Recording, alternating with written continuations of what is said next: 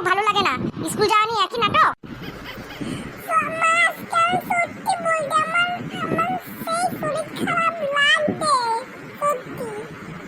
তুমি তুমি রোজ আমাকে মিথ্যে কথা বলো আর স্কুল কামাই করো। আজকে আমি আর কোনো কথা শুনবো না।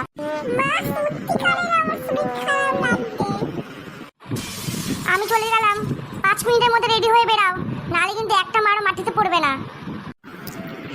আজকে আমার সত্যি তো মা বিশ্বাস কেন করতে না? ও বিন্টুর মা, বিন্টু কি রেডি হয়েছে? হ্যাঁ গো, আমি তো ওকে বলে দিয়ে আসলাম 5 মিনিটের মধ্যে রেডি হতে।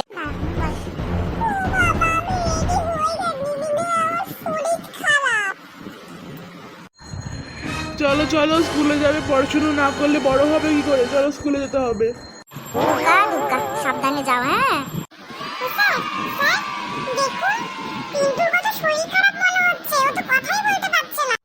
কি হয়েছে বিন্টু? তোমার যখন এতই শরীর খারাপ, তাহলে তুমি কেন স্কুলে আসলে?